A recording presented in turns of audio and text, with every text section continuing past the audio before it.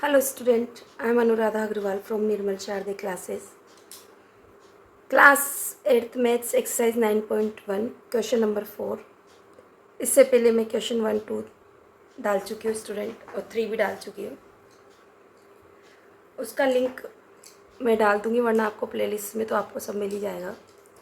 The diagonal of a quadrilateral shaped field, ये एक field है जिसका शेप क्वाड्रिलेटरल चतुर्भुज जैसा है। इसमें ये फील्ड है, इसमें 24 मीटर तो आपका क्या है, फील्ड का शेप है। डायगोनल्स जो है, ये डायगोनल, ये वाला डायगोनल है ना, डायगोनल इसी को बोलते हैं। ये कितना है 24, मैं यहाँ लिख देती हूँ 24 मीटर पूरा है, ये नीचे वाला है ना 24 मीटर, यहाँ ऐसे, ठीक। And the perpendiculars dropped on it, एक परपेंडिकुलर डाला हुआ है इस पर from the remaining opposite vertex पे, ठीक है student. Are 8 meter and 13 meter, मतलब 2 डायगोनल्स यहाँ डाले हुए हैं, आप 2 परपेंडिकुलर डाले हुए हैं। The area of the field आपको फाइंड आउट करना है स्टूडेंट। कैसे करें इसको, क्वेश्चन यही होता है हमारे पास कि हम कैसे करें। तो स्टूडेंट अगर मैं देखूँ, आपको एक राइट एंगल ट्रायंगल याद है, पाइथागोरस थ्योरम आपको याद है ना, आप कहोगे हाँ मैम हमें याद है पाइथागोरस थ्योरम। तो ये क्या है, हमारा बेस है, क्या ये हमारा बेस है, कितना है 24 मीटर। अगर मैं इस ट्रायंगल को ऐसे न बनाकर आपको ऐसे बना के दे दूँ, ऐसे और ऐसे, और एक डायगोनल डाल दूँ ऐसे, तो आपको ज़्यादा अच्छे समझ में आएगा। ये है 24 मीटर और ये आपका 13। यह नाम दे देती हूँ मैं A, D एंड C। ये ऊपर वाला आप देखिए, ये इस वाले को दबा दूँ तो ये ऊपर वाला जो दिखाई देगा ऐसा ही दिखाई देगा। तो स्टूडेंट देखिए, ये क्या है, राइट एंगल ट्रायंगल है। राइट एंगल ट्रायंगल का एरिया फाइंड आउट करने का फॉर्मूला क्या है, 1/2 मल्टीप्लाई बेस मल्टीप्लाई हाइट। तो आपके पास में बेस है, क्योंकि क्या है ए सी पर परपेंडिकुलर क्या है डी एफ, क्या है इस परपेंडिकुलर का नाम डी एफ, मैं यहाँ एफ लिख देती हूँ, ठीक है। तो 1/2 मल्टीप्लाई 24 मल्टीप्लाई 13, आप कट कर दें, कितना हो गया 12। 12 को 13 से मल्टीप्लाई कर दो, यहाँ पर 13 2 जा 26, कैरी किया 2, 13 1 जा 13 2 156 मीटर स्क्वायर एरिया है। अब मैं नीचे वाला ट्रायंगल लिख लेती हूँ स्टूडेंट, ये भी सेम है। और इस तरह से कोई ट्रायंगल आपका बना हुआ है इस तरह से, और आपका कोई परपेंडिकुलर डला हुआ है इस तरह से, डला हुआ है ना, रफ डायग्राम है स्टूडेंट। 24 मीटर आपका बेस है, इसका नाम यहाँ पर ए डला हुआ है, यहाँ सी एंड बी, और जो ये परपेंडिकुलर डला हुआ है क्या है बी ई। अब यहाँ इसका 8 मीटर आपकी हाइट है, तो सेम जैसे आपने यहाँ पर लगाया था फॉर्मूला वैसे लगा लीजिए 1/2। बेस आपका 24 है और हाइट क्या है आपकी 8 मीटर। आप कट कर दीजिए इसको 4 टाइम, कर दिया। अब 24 को आप मल्टीप्लाई कर दीजिए 4 से, 4 4 जा 16 कैरी किया 1, 4 2 जा 8 196। अब आप 156 में जोड़ दीजिए 96, तो आपका आंसर हो जाएगा मीटर स्क्वायर। ये भी आपका मीटर स्क्वायर है, ये भी मीटर स्क्वायर है। 6 6 12 कैरी किया 1 9 1 10 5 15 कैरी किया 1 1 2 252 मीटर स्क्वायर इस टोटल फील्ड का हमारा एरिया है। मुझे पूरी उम्मीद है स्टूडेंट की सवाल आपको समझ में आया होगा, बट जब इसकी लैंग्वेज भी तो लिखना आना चाहिए। अगर आप चाहते हैं 9 10 की भी अच्छे से तैयारी करें, आप चाहते हैं कि क्वेश्चन में भी हमारे पूरे नंबर आएँ, तो आप पूरी तरह से ऐसे कीजिए। अगर आपको नहीं आता है तो आप इस तरह से भी बिल्कुल करके आ सकते हैं और आपको मार्क्स मिलेंगे। ऐसा कुछ नहीं है कि मार्क्स नहीं मिलेंगे स्टूडेंट, हो सकता है आपका हाफ मार्क्स ज़्यादा से ज़्यादा रिड्यूस हो जाए और हो सकता है ना भी हो, क्योंकि ये डिपेंड करता है कॉपी चेक करने वाले के ऊपर। तो अब मैं यहाँ से इसका फेयर कर रही हूँ आपको। तो आप सबसे पहले क्या लिखेंगे, सबसे पहले लिखेंगे A B C D is a quadrilateral, ठीक है। जहाँ पर क्या है ए बी पर ए सी क्या है आपका, आपको लिखना है यहाँ पर परपेंडिकुलर क्या, डी एफ एक परपेंडिकुलर है, डी एफ परपेंडिकुलर है। परपेंडिकुलर का साइन स्टूडेंट ये होता है, किस पर है ए सी पर। एक और है आपके पास परपेंडिकुलर बी ई परपेंडिकुलर है आपका किस पर, ऑन ए सी, है ना, ये भी ए सी पर ही आपका परपेंडिकुलर है। अब आप वैल्यू लिख लीजिए, ए सी की वैल्यू क्या गिवन है आपको 24, डी एफ की वैल्यू क्या है, डी एफ की वैल्यू है आपको 13, जो कि मीटर यूनिट भी लिख ले, जो कि आपकी हाइट में इंक्लूड होगी। और ये किस में होगा, बेस में इंक्लूड होगा। किस में होगा, बेस में। अब यहाँ पर एक और है BE। BE आपका क्या है, एक परपेंडिकुलर है जिसकी हाइट है 8 मीटर, इसको भी आप ले लें हाइट। अब आपको ट्रायंगल्स के नाम लिखना है। इस ट्रायंगल का नाम क्या है student, ADC। In triangle ADC and लिख लेती हूँ, दोनों एक साथ ही कर लेते हैं, ट्रायंगल ABC। आपको क्या निकालना है, एरिया। क्या निकालना है, एरिया ऑफ क्वाड्रिलेटरल। ठीक है, तो ये क्वाड्रिलेटरल किससे मिला, इन दोनों से, तो इन दोनों को प्लस करेंगे तभी तो निकलेगा ना। तो AC की वैल्यू जमा लेते हैं 1/2 ADC की। ADC में आपका क्या है, बेस आपका क्या है स्टूडेंट, बेस आपका क्या है स्टूडेंट, AC मल्टीप्लाई DF। यहाँ पर क्या है आपका, इस वाले में 1/2 मल्टीप्लाई AC बेस है आपका, एंड क्या है BE आपका क्या है, हाइट है। तो 1/2 मल्टीप्लाई AC की वैल्यू 24 मल्टीप्लाई DF 13 है आपका, यहाँ निकाला हुआ है वैल्यू, प्लस कर देंगे यहाँ पर। ठीक है, मैं ब्रैकेट में कर देती हूँ तो आपको अच्छे समझ में जाएगा। ये प्लस 1/2 मल्टीप्लाई AC 24 है, BE आपका क्या है 8 है। आप कट कर दीजिए इसको 4 टाइम। जब आप इसको मल्टीप्लाई किया तो आपका कितना हो गया स्टूडेंट, 96। कितना हो गया, 96। ये प्लस है, यहाँ इसको कट कर दिया आपने 12 टाइम। 12 मल्टीप्लाई 13 हमने किया हुआ है, कितना आ रहा है 156। दोनों क्या है, मीटर स्क्वायर। दोनों का सिंप्लीफाई किया, इसको प्लस किया तो 252 मीटर स्क्वायर क्या है, एरिया ऑफ क्वाड्रिलेटरल।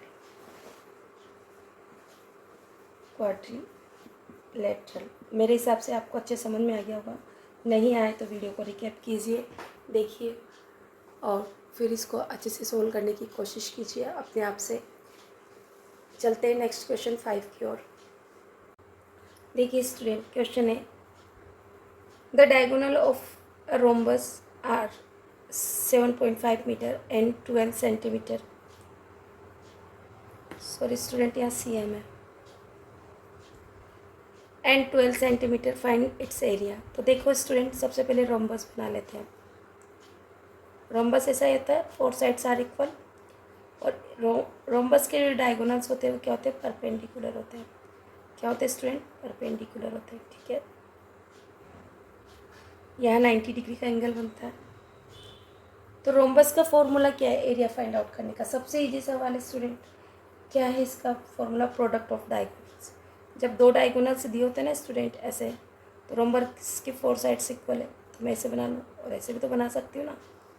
तो product of 1/2 multiply product of diagonals. तो सिंपल सा लिख सकते हैं, सॉल्यूशन लिख लेती है, area of rhombus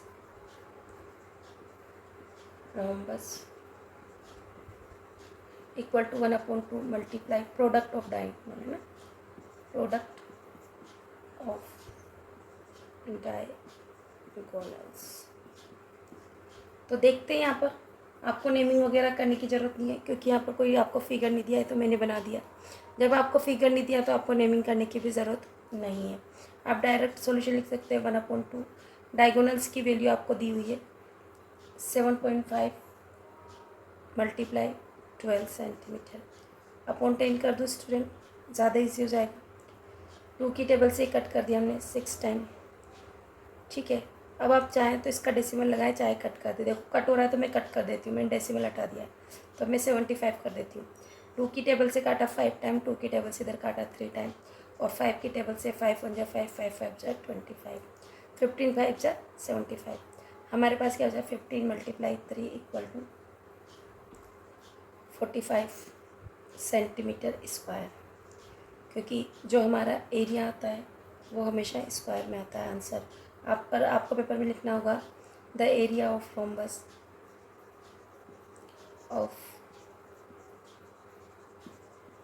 equal to 45 centimeter square.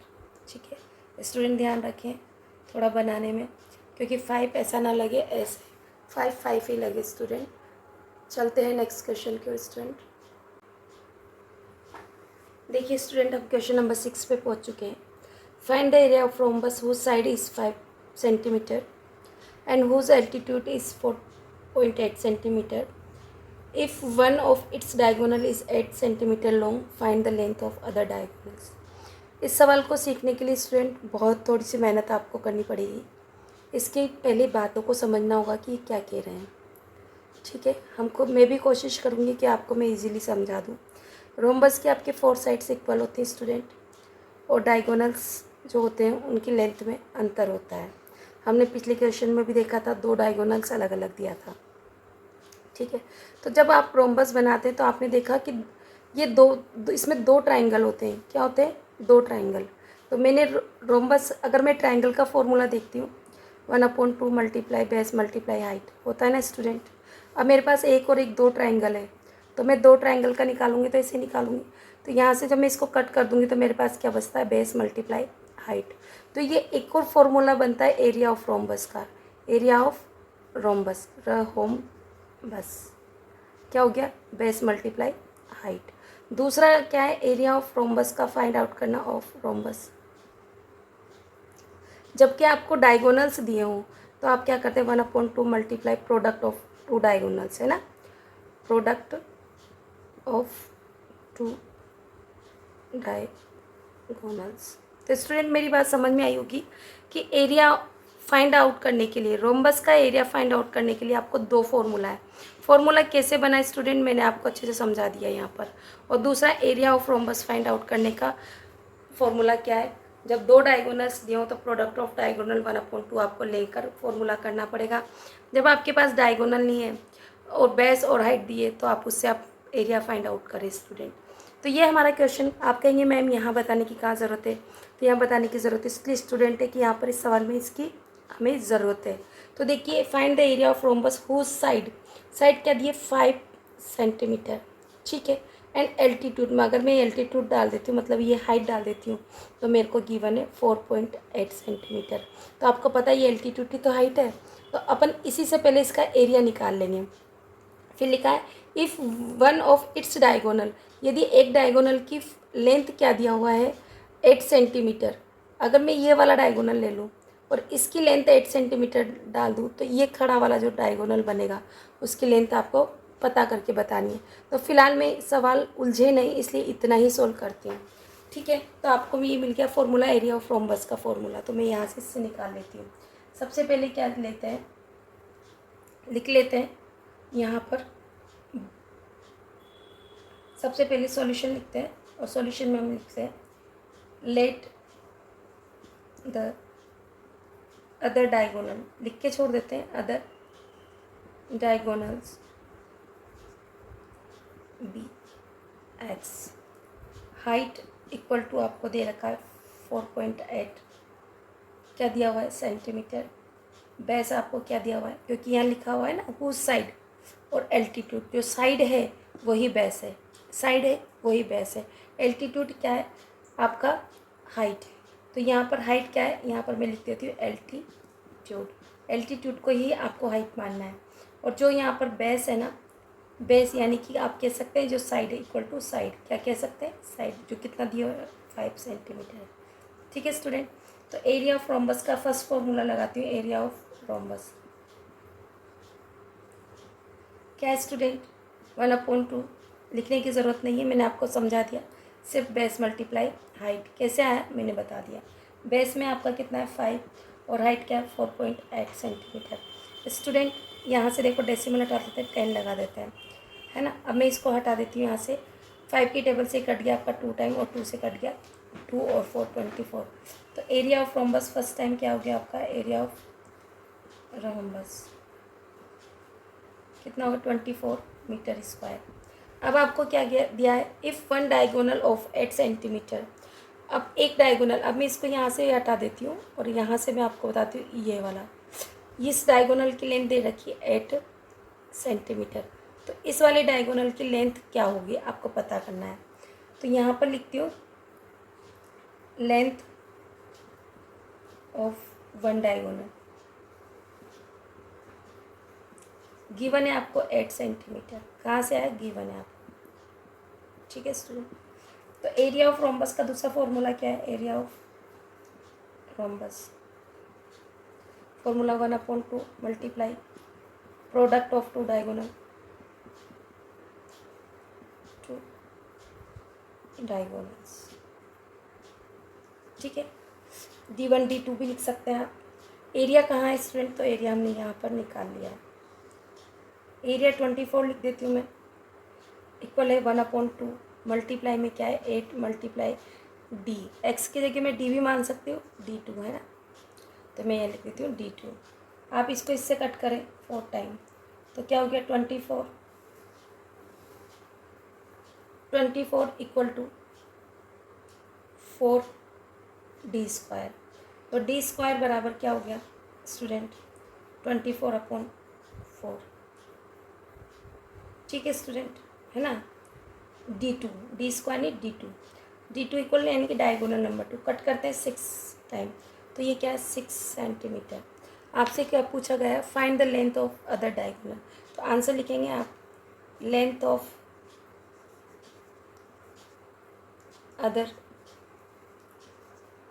Diagonals of rhombus equal to 6 centimeter answer. ठीक है स्टूडेंट, आई होप आपको समझ में आया होगा। नहीं आए तो वीडियो को रिकैप कीजिए, बार बार देखिए और मेरे साथ लिखने की प्रैक्टिस कीजिए। लिखेंगे नहीं, कॉपी पेन नहीं उठाएंगे तो कुछ भी नहीं होगा। वीडियो को देखने से कुछ नहीं होता स्टूडेंट, लिखकर समझने से ही सब कुछ होता है। चलते हैं नेक्स्ट क्वेश्चन नंबर 7 की ओर। स्टूडेंट देखिए हम क्वेश्चन नंबर 7 पे पहुंच चुके हैं। इंपॉर्टेंट क्वेश्चन है स्टूडेंट, अच्छे से करना। The floor of a building consist of 300 tiles which are rhombus shaped and each of its diagonal are 45 centimeter and 30 centimeter in length. Find the total cost of polishing floor if the cost per rupees meter square is 4 rupees। देखिए student क्या कह रहा है, मेरा एक ऐसा rhombus shape का, rhombus के 4 साइड्स इक्वल होती है स्टूडेंट, पर मेरी एक बिल्डिंग का एक रूम बिल्डिंग है, ठीक है, और इसमें मैंने इस तरह से टाइल्स लगाई। ठीक है स्टूडेंट, और मेरी सारी टाइल्स की शेप में रोम्बस के शेप में, यानी कि ये 4 साइड सभी के इक्वल है। ये तो रफ डायग्राम है पर आपको समझना ही है। और ऐसे मैंने टोटल टाइल्स कितनी 3000 टाइल्स लगा दी है स्टूडेंट, और रोम्बस शेप की है मेरी टाइल्स। ठीक है, अब इसका जो डायगोनल है, अगर मेरी सपोज करो एक टाइल में इसे बना लेती हूँ, ठीक है, ये मेरी टाइल है एक टाइल, और इस जो ये मेरी टाइल है ये इस तरह की रोम्बस शेप की है, और इसका एक डायगोनल है 45 सेंटीमीटर। ठीक है, यहाँ लिख देती हूँ डायगोनल्स का 45 सेंटीमीटर, और दूसरा डायगोनल है मेरा 30 सेंटीमीटर। ठीक है, सेंटीमीटर। तो मेरे को इसका एरिया फाइंड आउट कर लूँ मैं वन टाइल का, तो आपको क्या पता है 1/2 multiply product of two diagonals, यही तो फॉर्मूला पढ़ा था ना स्टूडेंट। कट कर दीजिए 15 टाइम, 15 से 15 5 जा 75, कैरी किया 7, 15 4 जा 60, 67 मीटर सेंटीमीटर स्क्वायर आपकी एक टाइल का एरिया आ गया। एक टाइल का एरिया क्या आ गया आपका 675 मीटर स्क्वायर स्टूडेंट। अब देखिए ऐसी ही मेरी कितनी 3000 टाइल्स हैं, तो 3000 से मैं मल्टीप्लाई करा दूँ स्टूडेंट, 3000 से मल्टीप्लाई करा दूँ 675 के एरिया को, करवाइए स्टूडेंट। 1230 लिख देती हूँ मैं, 1230, 3 5 जा 15, कैरी किया 1, 3 7 जा 21, 22 कैरी किया 2, 3 6 जा 18 to 20, तो ये मेरा क्या है cm स्क्वायर। अब इसको मीटर स्क्वायर में बदलना है स्टूडेंट, मुझे क्या करना है मीटर स्क्वायर में। तो आप क्या जानते हैं 1 मीटर में कितना होता है 100 सेंटीमीटर, तो मीटर स्क्वायर मतलब m multiply M equal to क्या हो गया 100 मल्टीप्लाई 100। तो मैं क्या करूँगी इसको डिवाइड करा दूँगी, इससे क्या करवा दूँगी, इसको डिवाइड करवा दूँगी, तो जो मेरा आएगा उसको मैं 4 से मल्टीप्लाई करवा दूँगी। इस सवाल को करने के कितने ही तरीके हो सकते हैं स्टूडेंट, मैं चलती हूँ यहाँ पर तरीके पर। चलो तो सबसे पहले हम क्या करते हैं, एरिया ऑफ फ्लोर पता कर लेते हैं। एरिया ऑफ द फ्लोर कितना है 30,000 टाइल्स का है, multiply area of one tile, area of one tile जो ये मैंने निकाला ना वही चीज़ मैं यहाँ लिख रही हूँ, ठीक है। तो आप क्या लिखेंगे, 30,000 लिख दो, 3,000 मल्टीप्लाई 1/2 मल्टीप्लाई 45 मल्टीप्लाई 30। स्टूडेंट ये सवाल शॉर्ट करने का तरीका है, क्योंकि अपन ये इस तरह से करेंगे तो बहुत लंबा हो जाएगा। ये एक टाइल का एरिया, इसको 3,000 से आपको मल्टीप्लाई करना है, क्योंकि 3,000 टाइल्स का एरिया निकालना है, ठीक है। तो आप क्या करेंगे, 2 की टेबल से आपने कर दिया, इसको 15 टाइम कट कर दिया। आप चाहें तो इसको ना भी करें, आप डायरेक्ट, आपको पता है कि आगे जाकर हमें मीटर स्क्वायर से कंसल्ट करना है, तो आप यहीं पर डायरेक्ट इसको सिंपली कर सकते हैं। बट आप अभी चलते हैं हम आगे। तो हमारा कितना हो गया, 3,000 मल्टीप्लाई 45 मल्टीप्लाई 15। अब देखो ये क्या है मेरा, CM स्क्वायर, क्या आ रहा है, CM स्क्वायर। मुझे इसको किस में बदलना है, मीटर स्क्वायर। किसको बदलना है, मीटर स्क्वायर में। तो क्या कर सकती हूँ मैं, मीटर स्क्वायर में बदलने के लिए इसको आपको 100 से, जैसे कि मैंने यहाँ समझाया था, डिवाइड करवा देती हूँ। क्या करवाती हूँ, 100 और 100 से। चलो करो, 2 से 2 कट कर दिया, 2 से 1 कट दिया। अब आप इसको मल्टीप्लाई करा दीजिए। करते हैं, 15 को 45 से करते हैं, 15 5 सा 75, 15 4 जा 64, 67 मल्टीप्लाई 3। अपॉन क्या चल रहा है हमारा, 10। चलिए स्टूडेंट करते हैं, 3 5 सा 15, कैरी क्या 1, 3 7 जा 21, 22 कैरी क्या 2, 3 6 जा 18 to 20 अपॉन क्या है 10। तो क्या हो गया, 202.5 मीटर स्क्वायर। देखो यहाँ से भी तो हमारा ऐसा ही हो रहा था, अगर मैं इसको कंप्लीट करवा देती इससे 10,000 से, तो ऐसा कैसे मेरा आ जाता। तो ये आ गया मेरा मीटर स्क्वायर 3,000 टाइल्स का टोटल। अब मुझे कॉस्ट ऑफ पॉलिशिंग देखना है, क्या करना है, तो कॉस्ट ऑफ पॉलिशिंग, पॉलिशिंग में मेरा जो पैसा लगेगा ना स्टूडेंट फ्लोर पे, वो क्या हो गए, द फ्लोर पर एट द रेट ऑफ ₹4 पर मीटर स्क्वायर, है ना, यही तो है। तो 1 मीटर में मेरा 4 रुपीज़ लग रहा है, तो मेरा जो एरिया है वो क्या है, 202.5 मल्टीप्लाई 4 से तो मल्टीप्लाई करूँगी, डेसिमल हटा दूँ, अपॉन 10 हो जाएगा स्टूडेंट। 2 की टेबल से 2 टाइम, 2 की टेबल से 5 टाइम, डेसिमल को मैं यहाँ से हटा देती हूँ। 5 की टेबल से 5 4 सा 20। अब बचा 2, भाग नहीं जाएगा, 0 प्लेस करेंगे, 5 से कर 25 हो गया, 5 5 सा 25 बचा क्या आपका 2। स्टूडेंट, बहुत से स्टूडेंट को इस तरह के सवाल करने में प्रॉब्लम आती है, तो यहाँ देखें आप, स्टूडेंट बोर्ड दिख रहा है ना, 25 मैं 5 से करती हूँ, 5 4 सा 20 माइनस क्रॉस क्रॉस 2 उतारा हमने। देखो स्टूडेंट, एक डिजिट उतारने का अधिकार है, अगर नहीं गया दूसरी डिजिट अपने पास है, तो आप यहाँ भाग टूट की बिंदी यानी कि 0 प्लेस करते हैं, अपन आपने उतार लिया 5, अब 5 टाइम। समझ में आ गया स्टूडेंट, इस तरह से मैंने सवाल किया था। चलते हैं स्टूडेंट हम आगे, हमारे पास 0405 मल्टीप्लाई 2 से मल्टीप्लाई करते हैं, 2 5 सा 10 और 2 4 सा 8, 810 रुपीज़ हमारी कॉस्ट लगेगी जब हम पॉलिश कराएंगे 300 टाइल्स पे, 4 रुपीज़ पर मीटर स्क्वायर से, तो 810 रुपीज़ हमारी कॉस्ट होगी। ठीक है स्टूडेंट, चलते हैं नेक्स्ट क्वेश्चन की ओर। अब इस वीडियो में आज इतना ही करेंगे स्टूडेंट, नेक्स्ट वीडियो में बाकी रिमेनिंग सवाल करेंगे। आई होप आपको समझ में आया होगा, नहीं समझ में आए तो प्लीज़ वीडियो को वापस से रिकैप करें और फिर इसे लिखें कॉपी पेन से। जब तक आप सवालों को लिखेंगे नहीं, समझेंगे नहीं, और क्या हम समझाना चाह रहे हैं और आपको क्या समझना चाहिए, जब तक ये नहीं समझ में आएगा तब तक सवाल नहीं होंगे। आप कितने ही फॉर्मूले रट लें स्टूडेंट, उससे कुछ नहीं होने वाला। क्वेश्चन अगर आपने समझ लिया, क्वेश्चन क्या कह रहा है, किस तरह से हम एक सिस्टमेटिक ढंग से हम अगर उसको समझ कर एक एक चीज़ को सॉल्व करते जाएं तो हमारे लिए आसान हो जाएगा। Thank you for watching my channel student.